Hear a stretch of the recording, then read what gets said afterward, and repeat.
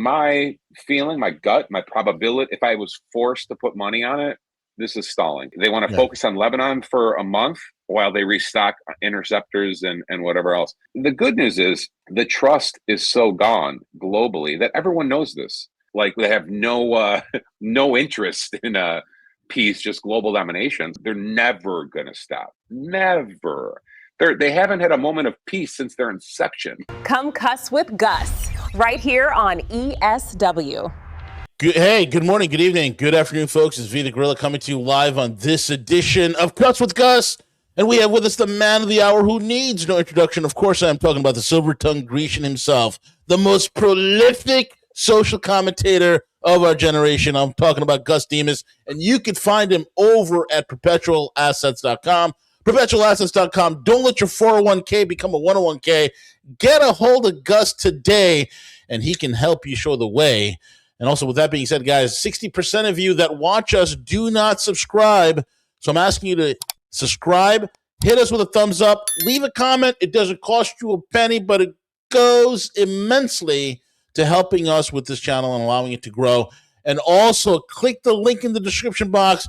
Support us by supporting our paid sponsor, AlgoFactory.tech. AlgoFactory.tech, where you not only learn how to trade, but to build the algorithms that trade on our behalf 24 hours a day, 7 days a week.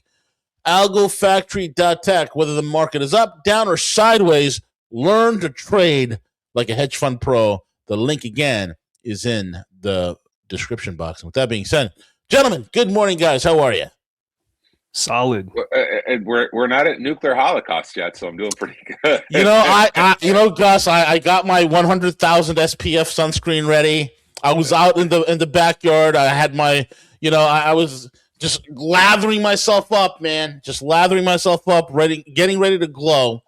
And the guy who said, "Praise be to Allah, today's bridge day, and I'm going to kill you, and a civilization will die tomorrow," and bomb them to the Stone Age, now suddenly gives them not only a 2-week ceasefire, so the wounded, beaten to death little dog named Israel could lick its wounds a little bit, okay?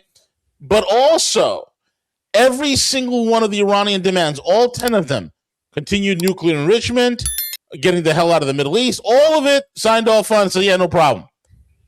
That's winning, Gus. It's winning.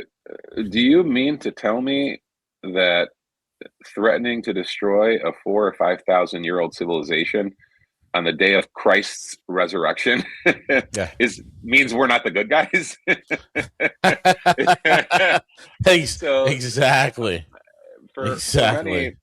For many of those of you that aren't very religious, for Greeks this is obvious, but I would think if you really asked like a diehard Catholic, they would agree as well. Easter is the most holy day. More so than Christmas. Christmas is commercialized. Bullshit. Christmas is goy slop at this point. Yes, Jesus was born on Christmas, but the logic is very simple. Everyone is born. Only one person has risen. That's why Easter is the larger of the two holidays by far in Christianity. So for our overlords to threaten to wipe out a civilization that predates everything from Greece to Rome to everything. These people, the only civilizations that are older to my knowledge are Egypt and China. So the Persians are as far back as it goes. And so the threat on our most precious, holy of days, you had mainstream guys, dude, like Barnes was on Alex Jones calling for 25th Amendment. These were huge Trump supporters a year ago. Alex Jones is like, he's got to be removed. Tucker's like, this guy's vile. He might be the Antichrist. It was 3 days of people have been against this for a while, but the last 3-4 days, like our guys who were formerly, Trump supporters were like, this guy's a fucking demon. Like, what the fuck? Not only that, man, you got 1 million Christians that live in Iran. Over 1 million. Bro, there's no way to spin this. They were minding their own business and we started bombing their fucking kids 6 weeks ago. Like, this is they didn't invade anyone. Like, no. There's no way to spin this. This is goy slop bullshit.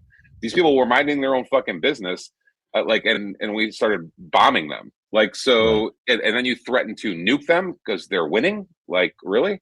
Like, so, dude, it's more concerning to me is, yes, if you just on its face, if this is legitimate, which I don't know that it is, I don't know that this is legitimate whatsoever. This might be a simple stall technique, but if this is legitimate and it holds, then Iran won. And you're right, V. I think they got all 10 of the. Well, if they didn't get all 10 of them, that's the starting point for negotiations. Like, take yours and your Israeli list and stick it up your ass or put it in the shredder. We're starting with our 10 demands. Like, and you, guess who proclaims axiomatic demands? The victor. So, yes, if this is legit, Iran won, right? If it's not legit, it's one of two things: further Trump deception, complete pathological lying, so they could bring oil down in the short term, so they could restock Israel with interceptors, blah, blah, blah, blah, blah. It's Trump deception, or equally as likely as Trump deception, Israel could just sabotage the whole thing like they always do. Dude, the problem is there's a mad dog in the middle of all this who has completely usurped our government, and unless that mad dog is brought to heel, this is never ending. I mean, dude, this predates 48. Like, they were the Rothschilds were buying land during World War I. Like, and the settlers started showing up before the German election in 1933. And the terrorist activity, dude, there's JFK quotes from his travels in Palestine. He goes, they're conducting terrorism, including their communication systems, and then they'll call the British government to come fix the terrorism they just conducted. Like, it's madness. So why am I bringing all this up? The mad dog. These are key points. These are key points you're bringing up that people don't even know about. Dude, it's because they don't teach us in high school, just like they don't teach you about the Bolshevik Revolution. They don't teach this stuff. The Rothschilds started buying enormous plots of land right after the turn of the century. And settlers started going way before 1933. They started showing up. Way before World War II, they started showing up. And so the terrorism, the country was founded, the first president, basically the origins of the IDF are three terrorist organizations combining forces. Absolutely. Yep. One of which mailed bombs to our president, Truman. That's also, you could research that on your own. Like, so this is all documented shit. The problem is, fast forward, 100 years, 80 years, whatever, this mad dog is calling the shots in our country fully. So this, even if the Goyim in the White House have good intentions on this being legitimate, like, this is madness, we really are spiraling into something that's going to melt the global economy or further escalate to a third world war, whatever. You have to bring the mad dog to heel. Like, it's the first responses I saw were the Zionists, the Israelis, all their heads exploding on social media, and then within an hour of that, the official Israeli government position is, we're increasing strikes on Lebanon now. Like, what the fuck? Like, these people don't want peace. They're rabid fucking dogs. they don't want peace. They don't want. They want to kill every fucking Arab, every Muslim, every Persian who's ever fucking walked the face of the. Dude, they're mad dogs. They're out of control. And they always have been. Is the truth. 100% correct. From their inception, they've been this way. From their inception. And you made is this stalling or is it peace? It's pretty interesting because the United States and Israel have no real industrial production. Like, we make 90 Tomahawks a year. That's it. Right. And we have expended like 200 of them just in this operation against Iran. We have nothing. And there's no way for us even to ramp up production because those supply chains, we don't own those supply chains. We don't control those supply chains at all. Right. That's China. If China wants to wreck us right now, all they got to do is shut off the spigot for rare earths, shut off the spigot for strategic metals. The game is fucking over. Right. And I think this is I think this is the biggest reason, Gus, that the president of Taiwan and a Taiwanese delegation landed in Beijing this morning, right? Landed in Beijing to basically, hat in hand with a bouquets, apologizing to Xi Jinping and saying, hey, can we make nice? because I think the Taiwanese realize something that the Saudis, the Qataris, the Bahrainis, the Jordanians, the Omanians, the Kuwaitis, and what they've all learned. The U.S. cannot protect you. The U.S. cannot do jack shit for you. It's been a charade and a Hollywood act. It's not only that it's a charade, it's a Hollywood act. It's about priorities, right? Yeah. So, meaning the U.S. clearly has one sole priority, even more so than its own citizens, Israel, right? Yeah. So our own country is burning, going to complete shit. And I always use the Baltimore Bridge as an example. The country is fucking shit right now. We can't fix anything. The infrastructure is falling apart. There's inflation. Citizens, American-born unemployment's fucking crashing. It's all going to shit, which we've talked about forever and ever and ever. And their priority is a $1.5 trillion Pentagon budget to suck Israeli dick.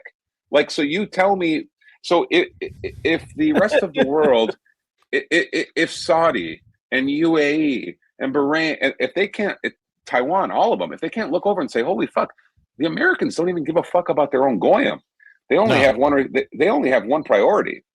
Right. So this is not complicated. The only thing, the bribery no longer works. The military base no longer works. China has proved, and this is even years before this. I heard this in El Salvador from someone who I think was a spook. I won't mention any names, but he said, "Listen, the U.S. comes in with guns and lectures. The Chinese come in with checkbooks. Like, we will help you build this port. We will help you build this library. We will help you build this. We will help you build that." The U.S. and the Israelis come in with blackmail, guns, assassination threats, blah, blah, blah. Who would you rather do business with? Correct. Like, it's not complicated. So the argument is that I think a lot of the Middle Eastern monarchies are kind of illegitimate. Like, they're just 100%. They all are. They were British formed, both fictional, like, and they're basically families who've gotten very, very fucking wealthy based on the country's resources by agreeing to take dollars, be slaves to the Rothschilds, blah, blah, blah, blah, blah. Like, but are the people, are the populations happy with that? I made the joke about Dubai. They started talking mad shit like 2-3 weeks ago. Like, we will fight if we have to. And I made the joke. I'm like, dude, you're 80% expats and 20% Uber drivers. Like, your local population, how many people are actually, how many people are actually wealthy in Dubai that aren't expat? Like, you're all like, additionally, how many people in Dubai are not wealthy, not expats, and can pull a trigger? I mean, what's the Dubai army? Like 9 dudes? Well, let's not lie. I mean, no offense to the UAE, but it's not even offense. Let's not lie about what their system is. It's monarchy, oligarchy, whatever you want to call it, backed by U.S. and Israel. And they serve no real purpose. Like, it's like, Saudi Arabia, it's like, okay, motherfucker, you got whatever, $1 trillion. It's like their army's Pakistan, basically. Bro, to your point, eventually they have to say, wait a minute, you guys promised us this wouldn't happen. Like, if Iran could do this to us, what can Russia do to us? What can China do to us? Like, so no, dude, Iran, bro, there's no way Iran doesn't come out of this looking like a fucking monster. Like, not a monster in a derogatory way, a monster like a regional power, a big time. No doubt about it. They are the power in the Middle East, man. They are the power in the Middle East. No doubt about it. There's no debating. And let's call a fucking spade for a moment. You take away the Goyim U.S. support, Israel falls in a week. Like, it's fucking. And they're cowards. Israelis are fucking cowards to the highest core, man. Dude, they fall in a week. Like, the fact they couldn't, even with all the might of the U.S. Air Force and U.S. Navy, the Israelis are still cowering in fucking bunkers for 5 or 6 weeks. It's like, no, this is a fake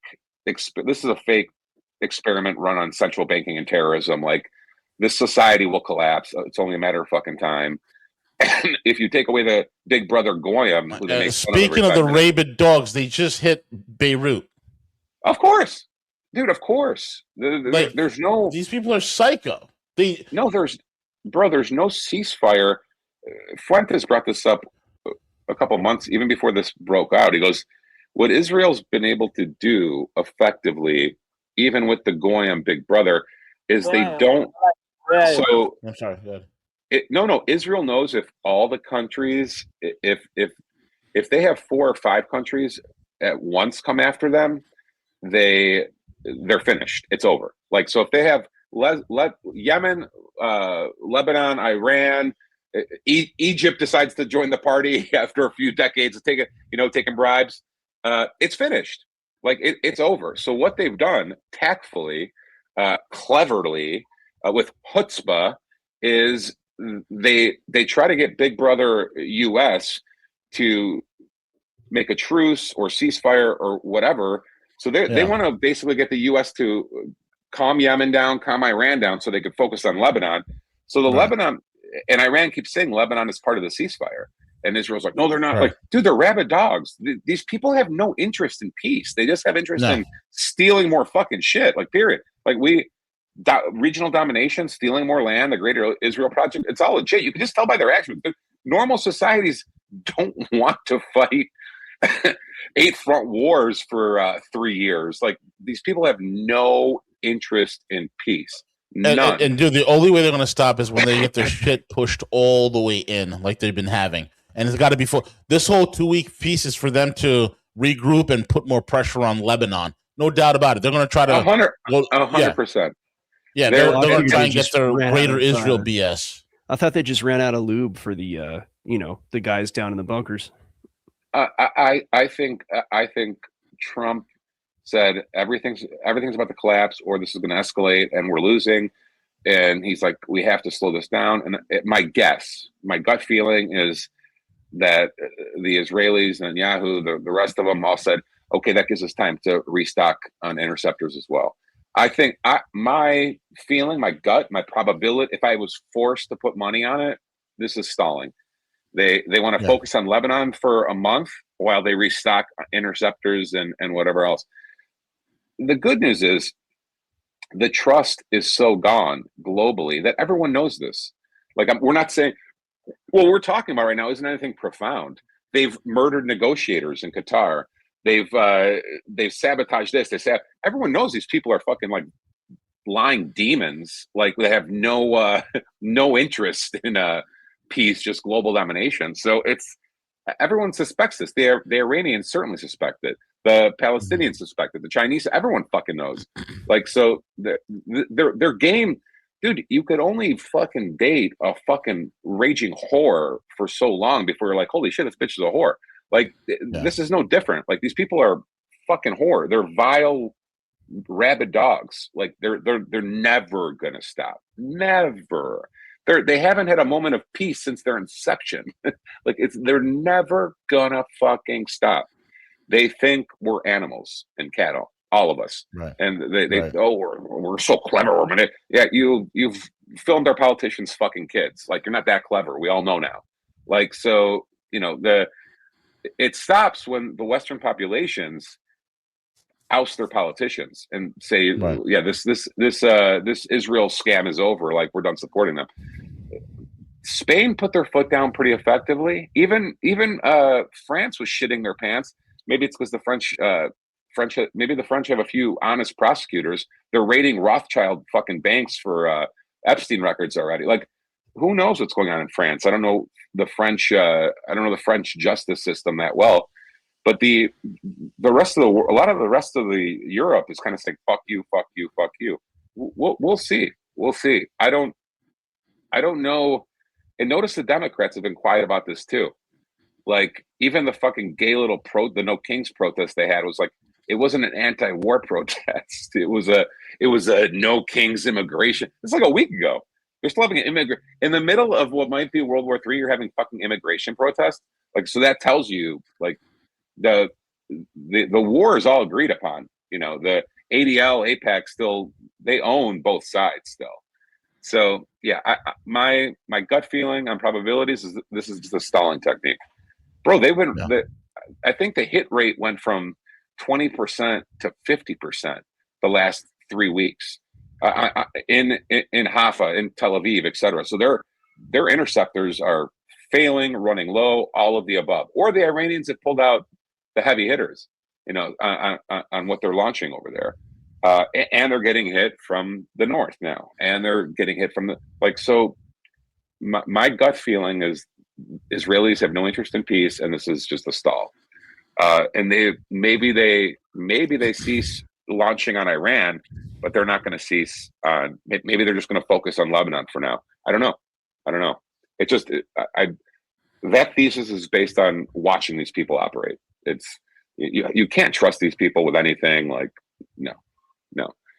Does that sound insane? Or no, it doesn't sound insane at all. I think you're absolutely right. It's they're going to have to. They realize there's a lull, and rather than taking the lull to reevaluate themselves, rather than taking the lull, reevaluating the loss of life on their end, the loss of infrastructure, the loss of stability in finance and home and the whole 9 yards.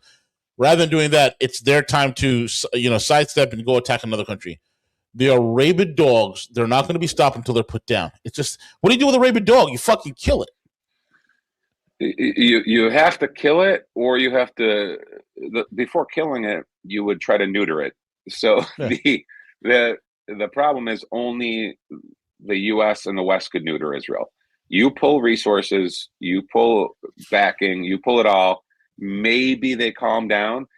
My guess would be they would result. So even if you pull back the weapons deals, the support, all the refueling, the Navy, all the rest of it, you pull the air defense systems, you pull it all away. Just based on the first 30, 40 years of their existence, they would go back to terrorism. Well, okay, so, I was just going to say this. So the definition of terrorism, I had to look it up, but I knew it already. They literally invented it. They literally. This concept of state-sponsored terrorism, this concept of ideology, that's them. That's 1910 to 1950. These people invented it. Yep. They did it. Goyim. It doesn't matter if you were British, American, Arab. These are the if you want to know the greatest Israeli invention, it's terrorism. That's literally what it. Yeah, like for the audience, the textbook definition is the use of violence or the threat of violence against civilians to achieve political, religious, or ideological goals. Yep. There you go. Yep. There you go. That's how their country was founded. Yeah, 100%. And the other thing is, in every single terrorist group, like Hamas, that was all created by them.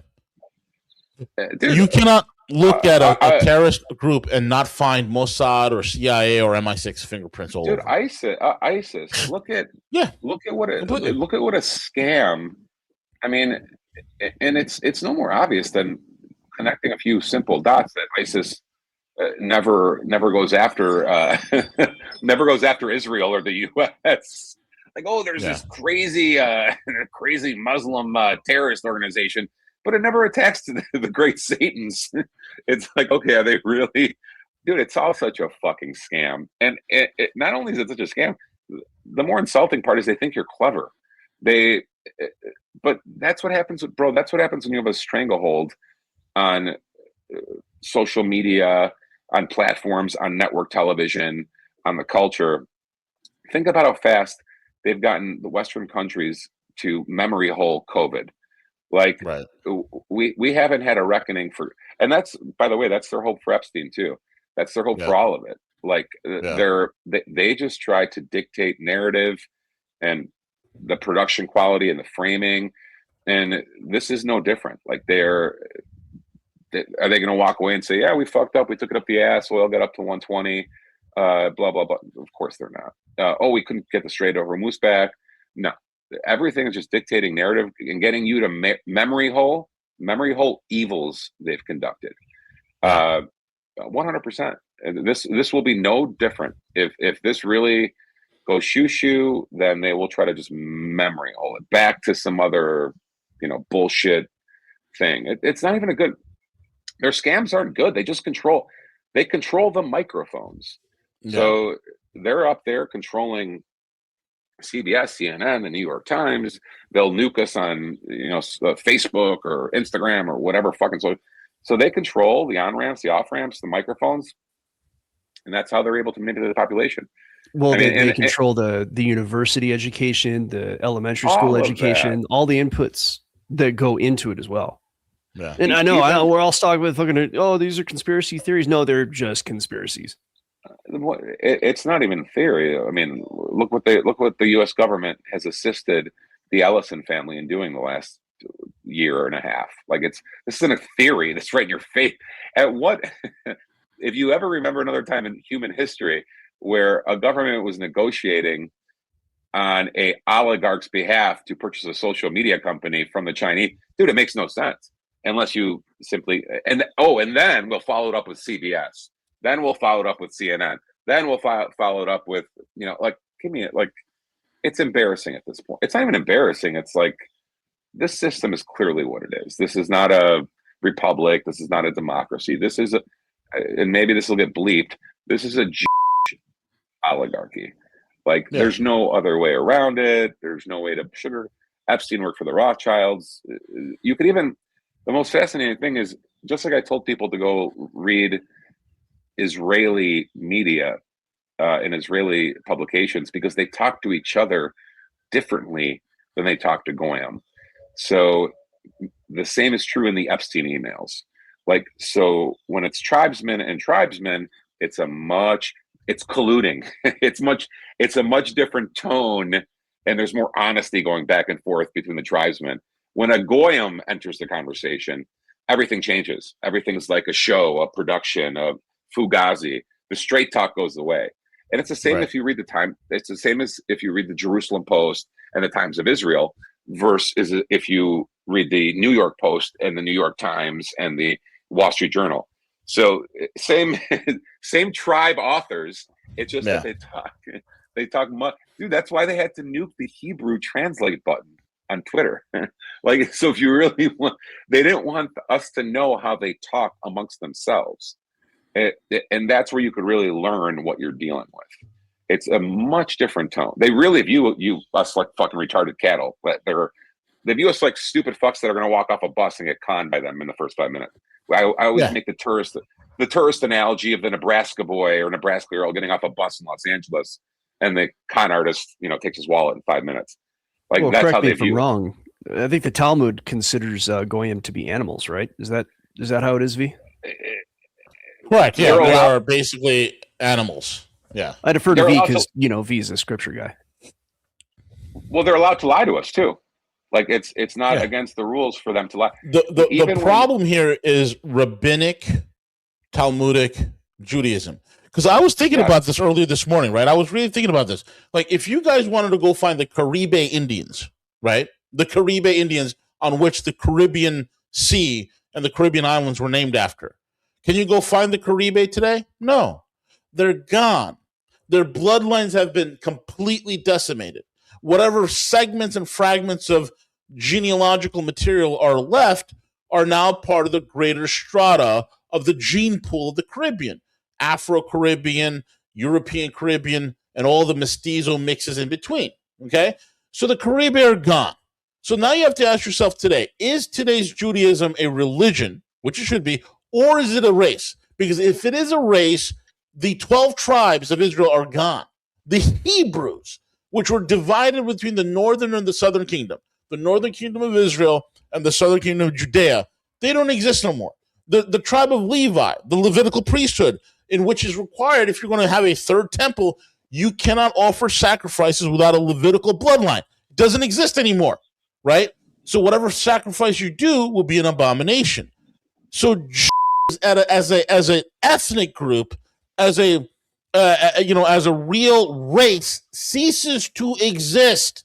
It doesn't exist anymore, right? You can find rudiments of their DNA and genealogical material smattered throughout the strata of the greater Middle East, amongst the Palestinians, the Jordanians, the Hashemites, so on and so forth. that are all over the Middle East, that are in the Lebanese and whatnot, that are in the Middle East. But to say these Eastern European, Turkic, Mongol gypsies are now quote unquote Jews in a hereditary sense, it's stolen identity. It's 100% stolen identity. That's number one. And number two, they adhere to a devious, devilish doctrine of rabbinical Judaism, which they believe the rabbis have captured God because the law descended from heaven into earth, and therefore the rabbis are the dispensers of the law. And even in the Talmud, it says that one of their rabbis, I forgot the name of the rabbi, outsmarted God himself in a debate. So it is the rabbi that gives out the dictates of God. And this is why when you read the Talmud, and I urge every American, go get a copy of the Talmud, and go get a copy of the Bible, go get a copy of the Quran. Read it for yourself. It's there in black and white. And that's why the Talmud, when you read the Talmud, and Gus, you said it jokingly in our group text, it's barely compatible with Satanism. You're absolutely right. It's very, very similar to Satanism. Okay, everything go have sex with a corpse because it's, it will enervate the corpse as if it was alive. If you rape a 3-year-old goy girl, it's okay because, she's still a virgin. Like, it's craziness. Yeah, the greatest underlining point is crimes are only crimes if they're committed on another Jew. So, right. Meaning which is the greatest sin Bernie Madoff committed. Is he scammed the other tribesmen. So you're 100% right. To further add objective proof to your point, there's a reason DNA tests are not allowed in Israel. They've literally outlawed DNA tests. Yep. That's the first thing. Why? Because it would confirm that these are truly all Eastern European scammers. If they're Khazarians. I mean, even on the DNA argument, the pushback they'll give you is no. There was actually this one village that we all come from. 600. There was 600 people, and those 600 became 15. Not like sure. So they're trying to tell you they went from 600 genetically in one village to 15, 20, 25. Who knows what the fucking real number is? In the course of 1,000 years. It's like, dude, shut the fuck up. Even more damning is the expulsions. When you look at the dates of the expulsions throughout it's roughly 1040, 1050 expulsions in the last 2,000 years. Only about 50 of them were before the Khazar kingdom evaporated. So from the time of Rome, from the time of I think that was the first one. Technically, was it? Who knows? They still celebrate. They have a million Roman emperors. They hate almost all of them. But so from Rome, from the birth of Christ to the Khazarian kingdom first sacking, there's only 50 expulsions throughout history. The explosion, the next 1,000 expulsions throughout all of Europe, throughout the entire region, happen after the Khazarian kingdom evaporates. So the Khazarian kingdom evaporates, and all of a sudden you have 800, 900 years of only 50 expulsions, and then you have 1,000 expulsions from the year 900 to the year 1950. So there's so all these Eastern European Khazars flock into Europe, and the Europeans are like, who the fuck are these demons? Like, why are our kids vanishing all of a sudden before Passover? Why is this happening? Why are water wells? Why are coins clipped? Why are water wells being poisoned? This all happened after the Khazarian kingdom.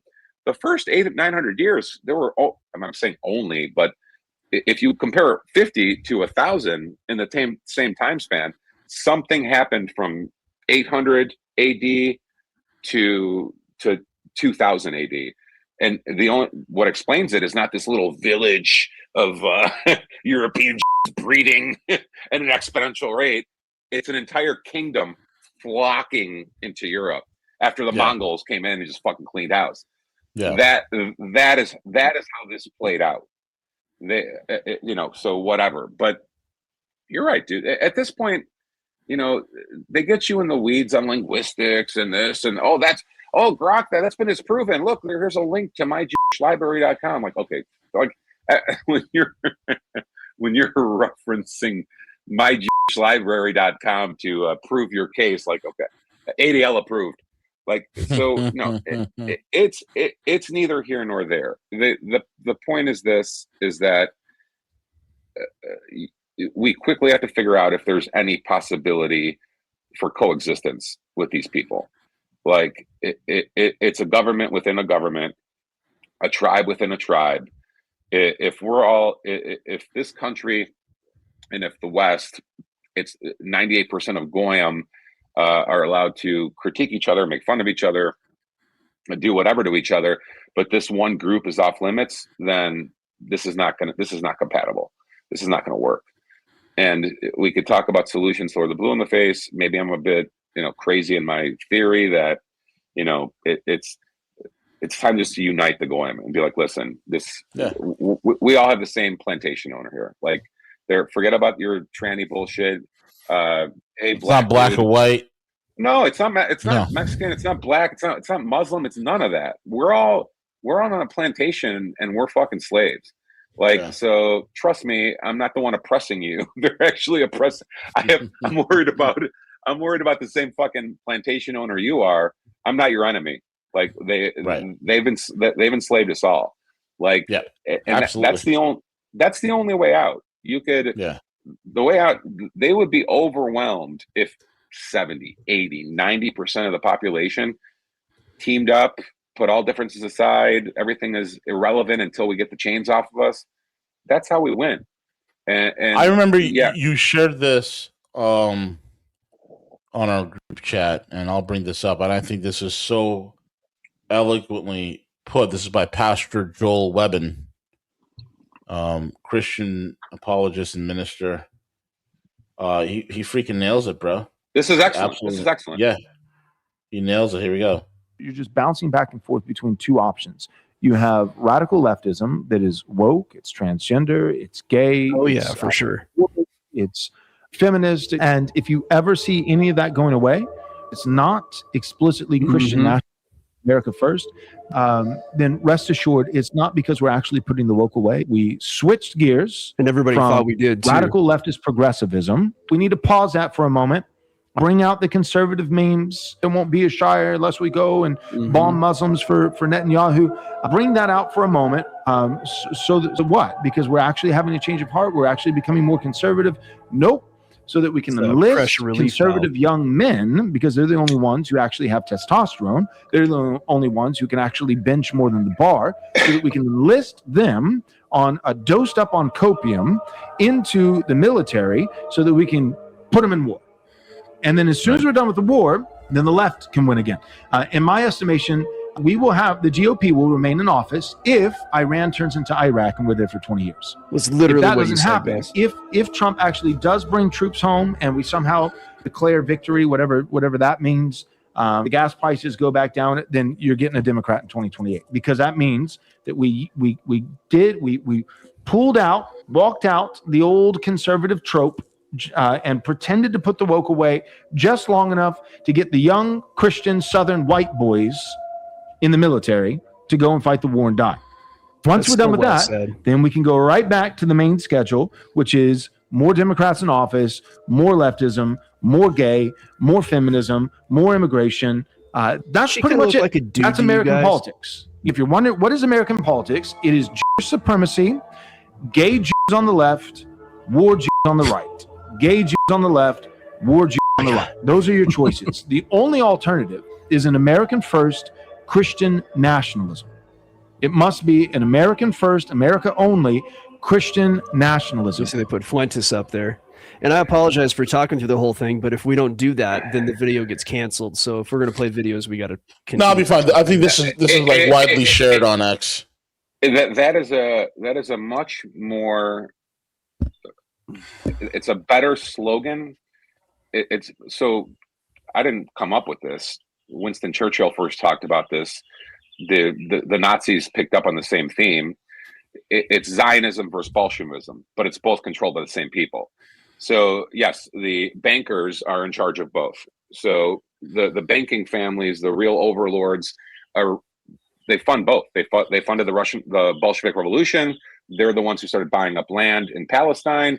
They fund the Balfour Declaration. It's Bolshevik Jews and Zionist Jews. Simplify it just for slogans. It's gay Jews versus war Jews. Yes, that's exact. And he articulated it even better than I can, because the way he articulates it is better for the masses to understand. Like, so if you're like, oh, Bolshevism versus Zionism, they're like, what? Well, what? Like, no, your option is gay Jews and war Jews. Like, so they're going to burn Trump to the ground, and then, like he said perfectly, and like we've repeatedly said, if they're done bombing Arabs for now, guess what? Guess whose turn it is? This is just back and forth. Everyone. The only place I disagree with those guys, and I think even Fuentes is starting to break a little bit on the immigration side, when he says the answer is Christian nationalism or whatever. The only place I'll break with them is if the whole purpose of immigration was them importing weapons against their own citizens. They import welfare queens, blah, blah, blah. They try to make it a melting pot, all that bullshit. The much more effective strategy is to turn their own weapons against them. And I'll remind everyone that the left woke up to the Israel scam before the right did. So they fell for the Jewish fraternity at Arizona and pushing, oh my God, look, white boy summer. Those aren't white boys. Those are Zionist boys. Like, it was all a scam. Right. Like, the left woke up to the fucking scam before you did.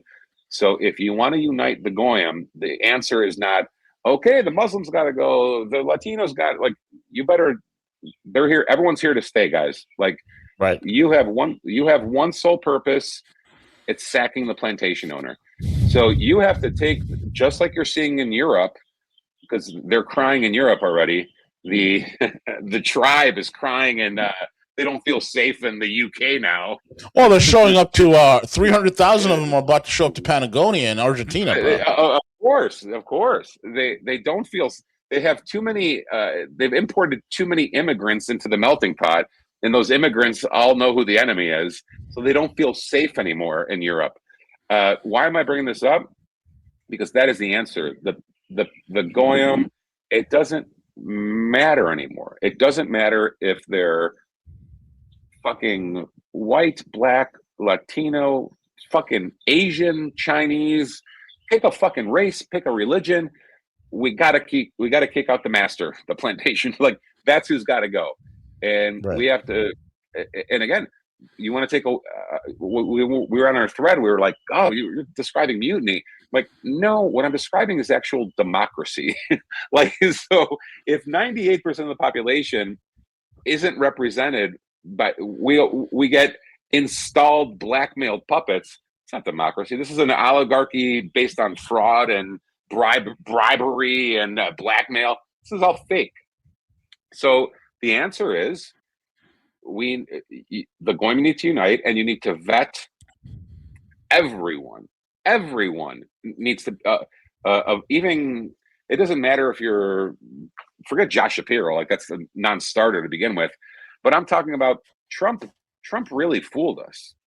It is. Like, we didn't think, like, and maybe CJ saw it before the rest of us, because even CJ, he was irritated in 2018. He's like, who's this fucking Jared Kushner guy?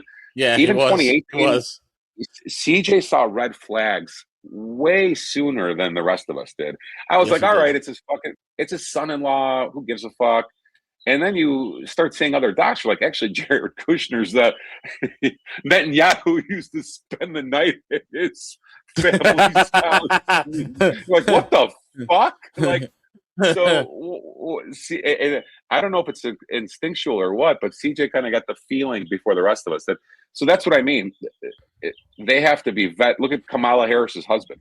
So that's her handler, right? Like, so you have to vet. Where does it, and which Fuentes has done with JD Vance. like, oh, JD Vance, he was discovered by David Frum. He was backed by Peter Thiel was his mentor after that. Like, so JD Vance is a non-starter. Where does DeSantis get financed? Did DeSantis fly to fucking Tel Aviv to send an anti-Semitism on Florida? Non-starter, you're out of there. Like, so this is the same level of vetting that the ADL, APAC, the Southern Poverty Laws, the same level of vetting that they do is the same level of vetting the Goyim have to do. Like, they want to know who are your, where'd you get your contract? Will you even if we haven't done our vetting yet, you obviously have to get on a flight and kiss the wall. Kissing the wall is like non-starter. Get the fuck out of here. Like, so you just have to vet, and I don't give a fuck at this point if they're Latino, Black.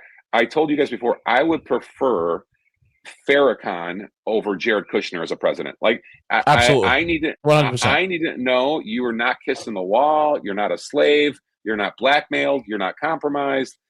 Tel Aviv should want to kill you. Actually, like, that's how I know. That's the litmus test. Yeah. The Mossad should be literally want to blow you up. That's how I know you're legit. You got to be like a Thomas Massey. Thomas Massey, again, the trick is that they put up so many charlatans, even on the left, like this squad. It's like maybe one or two of them is legit.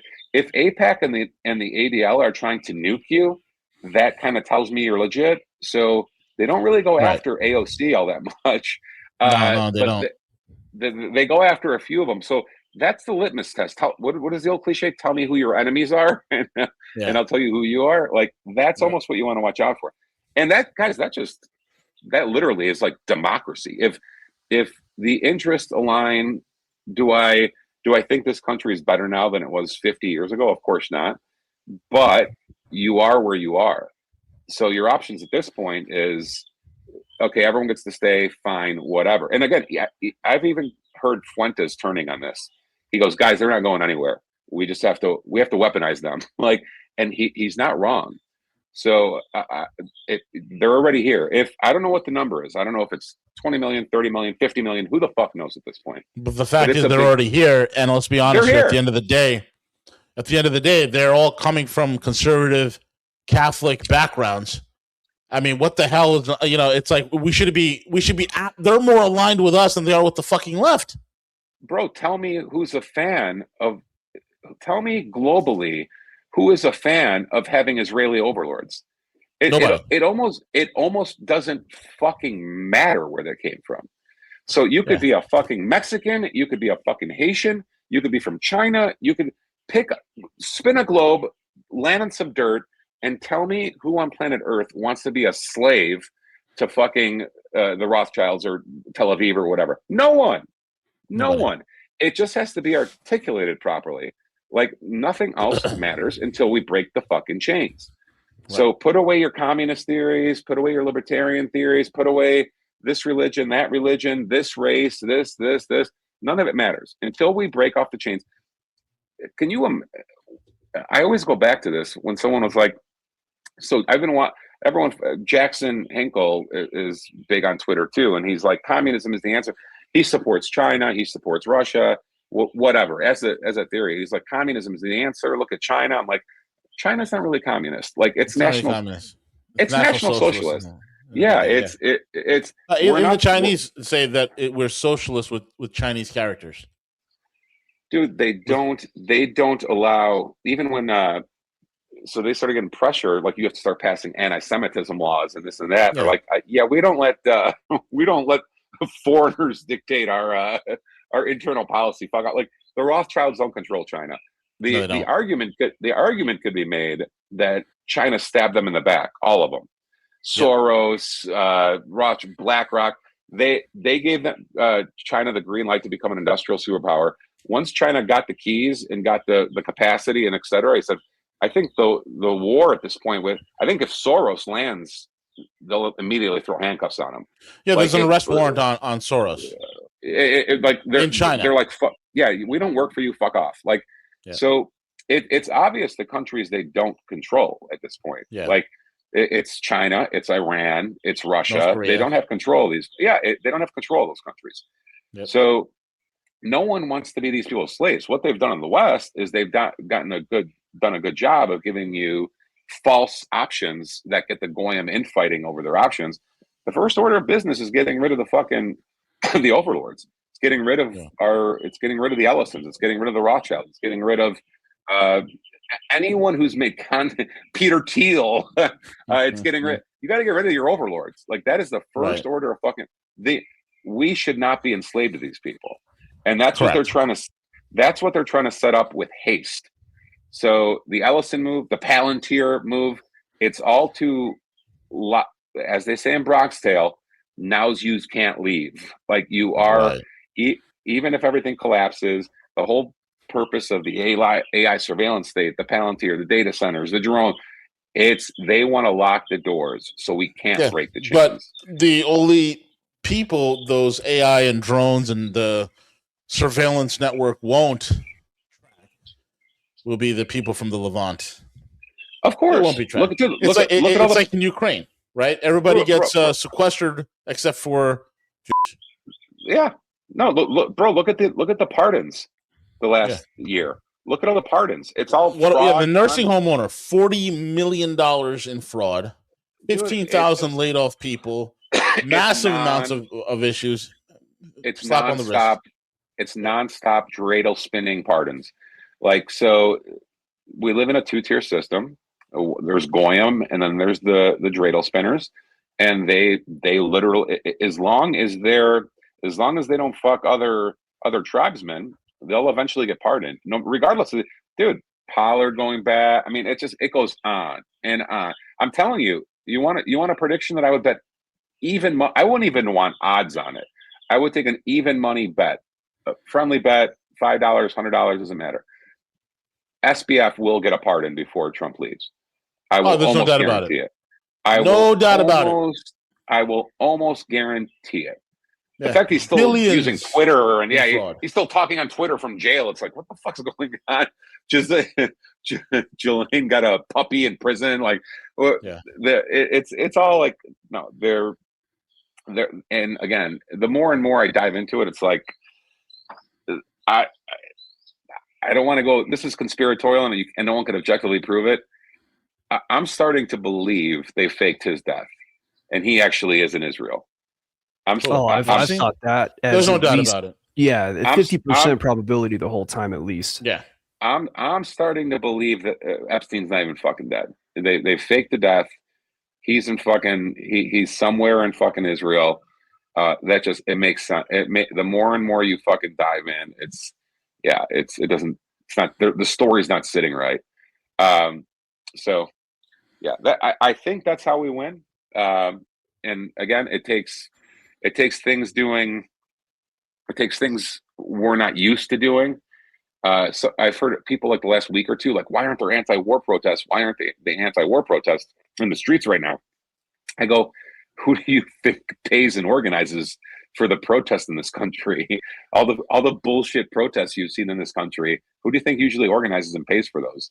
So the goyim aren't used to. It's our greatest real communications and protesting, and that's always where the FBI and Mossad keep their eyes on. They make sure there's no rising power. That's where they infiltrate. That's where they conduct entrapment things. Blah blah blah. So you can't get the NGOs and the Soros backing. You can't get one arrest on all that money laundering, because that's all gay Jew approved, and the Zionist Jews. So those two groups are off limits. But if you had a populist goyim uprising of 98% of the population, they would do everything in that power to shut it down, and they would try to choke it in the cradle for sure. That by going after, Nick, like you said, they'd go after leadership. They'd go after. But you have to organize and you have to communicate. But they would immediately try to infiltrate it, make it seem like it's a terror.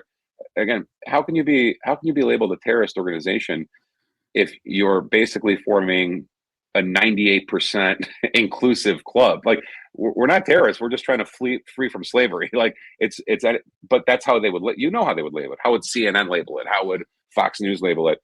You could game theory this out in advance. They would try to sack leadership. They would infiltrate and try to make it seem illegal.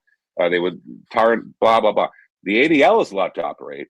the Apex allowed to operate, this is allowed to operate. But if a Goyim organization formed, they would try to fucking choke and choke leadership quickly, very quickly.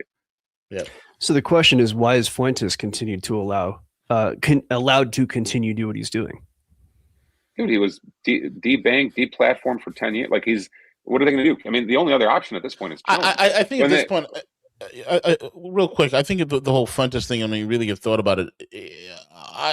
There's so much if you ban too much, you're kind of exposing yourself. It's obvious. Yeah, it becomes obvious. So you can't ban it. Your only hope is to have it sequestered to some dark corner of the internet. And if that fails, you just have to ignore it as best as you can, because now he's gotten so big to the point where, you're going to make him an electronic martyr if you try to. He's still not on YouTube. He still cannot get a payment processor. He's still not opening a bank at Bank of America, Chase.